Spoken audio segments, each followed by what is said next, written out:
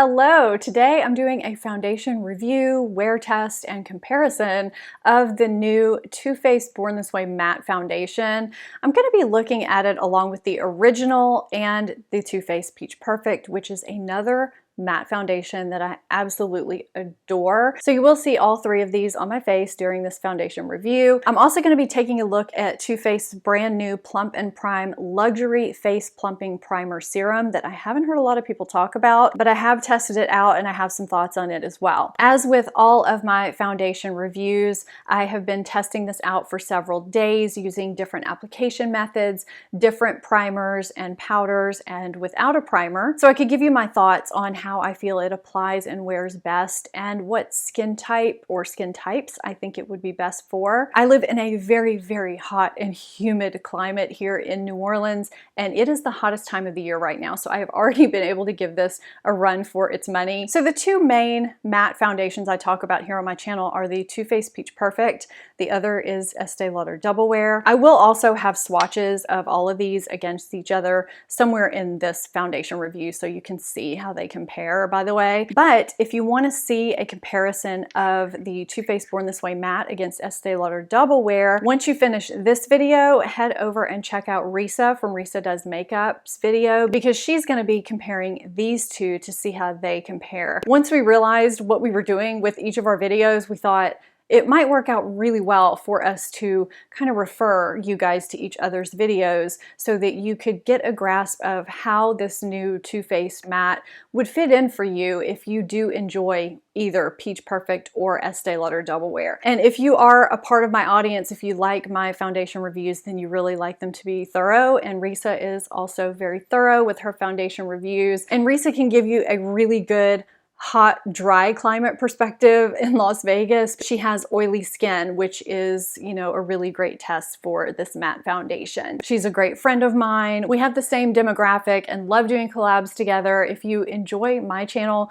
you'll love Risa's channel too. So definitely be sure and go check her video out once you finish this one and tell her I said hello. And with that said, let's get into the foundation review of Too Faced Born This Way matte. I turn 45 tomorrow, actually, and I have oily combination sensitive skin, meaning that I get oily in my T-zone, shiny, especially during this time of the year, but the perimeter of my face is pretty normal and it can get dry just depending on what's going on with my skin. Too Faced Born This Way matte is $40 for 1 ounce of product. There are 35 shades and I chose the shade Natural Beige. Now I'll go into the shades a little bit more when we start the application. I should have probably chosen a different shade. It works for me, but I probably won't be able to wear this in the winter. They say that Natural Beige is a light medium with neutral undertones, and I kind of disagree with that. And I went with this shade based on that description. I'll get into that in a second. Too Faced does not test on animals, and I see no alcohol in this foundation. A lot of matte foundations have alcohol towards the top of the list. This one does not. The bottle is a slimmer, taller version of the Too Faced Born This Way bottle. It does have a pump and it is a glass bottle. It does claim to be a 24-hour wear foundation. It claims to stay color true, not oxidize, to be transfer resistant, waterproof and life proof, and to feel lightweight and to look natural on the skin and to keep you shine free all day. It also does have hyaluronic acid in it, as well as alpine rose and coconut water. So it's got some skin benefiting ingredients in it, which is nice. As far as consistency goes, it's not too thick when you pump it out of the bottle. And when it's on the hand, it doesn't run down the hand, yet it's not super thick either. It does apply to the skin very, very easily and quickly. Sometimes with matte all-day wear types of foundations, you have to work with them super, super quickly. They don't blend out very easily, and I really did not have a problem with this foundation. I didn't have a problem blending it out with a brush. I always prefer to use a sponge though, so that's what you're seeing in this demo. In my opinion, it makes for a smoother application. Let's go back to the shade situation really quickly since you're seeing me apply it to the face. So the Natural Beige, again, is light medium with neutral undertones. If you look at Natural Beige in Too Faced Peach Perfect, it says it's medium with neutral undertones. And I actually feel that this natural beige shade matches the Too Faced Peach Perfect description, except it has more golden undertones to it. And I tend to stay within degrees of light medium skin tone. When I'm at my palest, I'm light medium. In the summer, I can get medium, but it's definitely more medium than light medium. And I got this to blend in, but I did have to take it down my neck eventually just to fully get it to blend in. When I applied the foundation, I applied about a half a pump to one half of my face, and you can see the coverage already that I'm getting. I think it's nice medium coverage at this point. So I did go back in with, I guess, a little bit more than half of the rest of that one pump that I had, just to layer it up a little bit. And I wanted to see how far I could go with a few of my sunspots. It doesn't cover them completely, so I wouldn't say it's a full coverage foundation. I think it's more medium to medium full coverage, and it looks really nice on the skin. Now, the application method that you're seeing today, I don't have a primer on. I'm talking to you right now and I don't have a primer on. And I feel like without makeup, it's kind of in between a natural skin finish and a velvety matte finish, and it feels really nice even when I build it up. I feel like it evens everything out nicely. Even though it didn't fully cover, you know, a few sunspots, I didn't feel the need to add any concealer because I just felt like it still made my skin look really nice. I do think it looks better with pores when I use a primer. I will put the primers that I use down below that I really liked with it. One problem that I have with some foundations is that as I'm applying my under eye concealer, I crinkle up my forehead, and that can cause foundations to crease and gather into those little lines. This foundation did not do that, and that was, of course, before I had any powder on. So that was impressive to me that it already set into the skin before I actually did anything else with my makeup. And once I had all of my makeup on, I just thought it looked really, really pretty.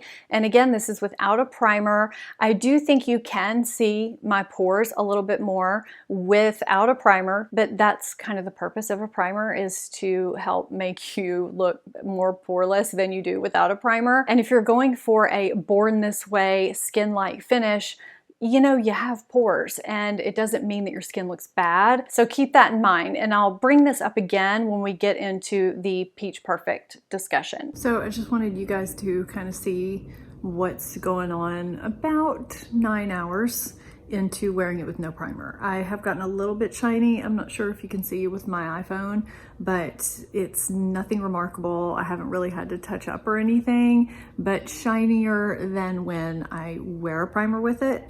But it still looks good. You know, you can see my pores and things, but it looks pretty natural. It doesn't look cakey. So here's what it looks like when flash and non-flash photography. I know a lot of you guys want to see that. And as far as transfer goes, I wore this the other day over my Hourglass Veil Primer, which is pretty much my control primer, my no fail primer with any foundation. It wore beautifully. It looked gorgeous. I ran a bunch of errands in and out of the heat, and I had a mask on a lot that day. So when you look at the mask, you can see there's some transfer onto the mask, probably from the makeup I had on top of the foundation, not the foundation itself, but my makeup didn't budge. My makeup still looked really, really good all day long, and that was like a 14-hour day. So I can tell you it does go for a really, really, really long day. Now 24 hours, I don't know, but it does last a long time. Now really quickly, before I get into the swatches, I just want to give this a quick mention. I did apply this underneath Too Faced Peach Perfect because it's a foundation I'm very familiar with. I've used different primers with it. I know how it performs.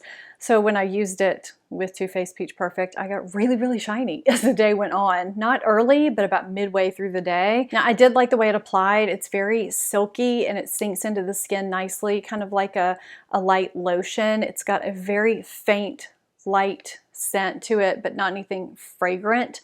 It's just a skincare scent. But since it made a matte, reliable foundation for me, shiny throughout the day, it's definitely not for my skin type, I wouldn't think. And I do love the Too Faced Hangover Primer a lot, and it's got skin benefiting ingredients as well. So for me, this is a no. I would definitely stick with Too Faced Hangover if you want that hydrating type of effect from your primer, but I think dry and normal skin might really like this, and it does say you can wear it at night too because of the skin benefiting ingredients. So that's just my super, super quick review of this. So here are some swatches of various foundations, just so you can see a comparison. I think that's very helpful. If you want to see my other foundation shades, I do have them linked down below in my description box. So let's talk about what I like and don't like about the Too Faced Born This Way matte foundation, and that'll lead us into the comparisons and my verdict. I do like that it gives nice medium to medium full buildable coverage, and it's natural looking and it applies quickly. Sometimes when you apply matte or long wearing foundations, the application can be kind of tedious, and sometimes when you layer them, the foundation can stick to itself in certain spots, making things just, you know, go on kind of wonky. This foundation doesn't do that, and I do think it looks really nice and non-cakey on the skin. It feels lightweight, and it looks really, really great on a super long, hot, humid day, even when I wear it with a mask. I mean, you cannot ask for much more than that. I don't, however, think it looks like skin that I was born with, which is what the name is all about. I mean, I think you can tell that I'm wearing makeup or foundation, but it's not cakey looking or totally unnatural looking. Now, when I have, you know, less layers, it's gonna look more natural. It's when you start layering it that it does look more, you know, like makeup. I love that I barely have to blot. I think I blotted once in like a 14-hour day. That is fantastic and pretty much a miracle for me, especially in this hot, humid weather here right now. And I'm gonna save the pore talk for when we get into the comparisons. So what if you have dry or normal skin? Will you like this? Will you not? I personally think that Too Faced Born This Way, the original, is where it's at for you. If it ain't broke, don't fix it. This is just such a beautiful foundation for normal and dry skin. I actually really love the way the original looks on my skin for the first several hours, but it gets pretty shiny on me pretty fast, and after that it keeps getting shiny. But if you like a glowy look or you have normal or dry skin, I think this is going to be your preferred foundation. And I think this looks more like, you know, Born This Way skin than this does, in my opinion. But to me, the confusion lies with these two. Which do you choose? What's the difference? There's a couple of big differences in these two, and the first is price. You have the Peach Perfect foundation that's $36 for 1.6 ounces of product. That is almost an unheard of amount of product in a high-end foundation. And then of course the Born This Way matte is 1 ounce for $40, and it has just kind of a normal makeup scent. It's nothing that is discernible. It just kind of smells like foundation, whereas Peach Perfect has that sweet peach scent to it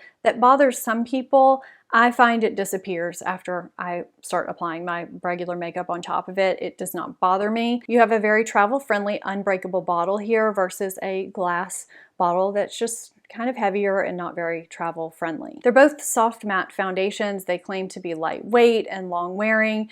Now, Too Faced Born This Way matte does claim to be 24 hours, whereas Peach Perfect claims to be 14. And I do agree that the Too Faced Born This Way matte is longer wearing than Peach Perfect. Now, having said that, I have been out dancing and sweating. I have worn this on some 11, 12-hour days, and it's held up beautifully. But if I'm going to be having a long day of inside and outside in hot, humid weather, and I'm going to have a mask on, if I wanted extra insurance, I would reach for Too Faced Born This Way matte. It does have that waterproof claim that Peach Perfect doesn't have, and I do think that it does just wear a little bit longer. Now, having said that, I think that Peach Perfect settles better with pores. I feel like no matter what primer I've worn with it, it just looks really, really great with my pores. The Born This Way matte doesn't look bad with pores. I just feel like you can kind of see them, which isn't a bad thing because our natural skin does have pores. But if you're someone who really wants to erase your pores, I feel like Too Faced Born This Way is probably going to be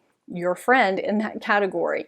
Neither one, however, on application or during the day, settle into my fine lines or creases or wrinkles. So that is a bonus for both of them. So if you have oily combination skin, I think you could like either one of these. It's really going to depend on what your preference is, what you're looking for. And you know, you could be someone that has both for different occasions. I was kind of thinking I was going to get this super full coverage foundation that wouldn't look natural. It does look natural, but to an extent. I can still tell I'm wearing makeup. It's not a bad thing. It looks good. It doesn't look heavy or cakey. It's a really pretty foundation that I feel will be very, very reliable if you live in a climate similar to mine, if you have super oily skin. I think it really shines and looks more natural when you just have it at medium coverage, when you layer it maybe 1 or 2 times. But it is a pretty foundation. I think it's a great addition addition to the line. So I hope that kind of helps you a little bit if you are deciding which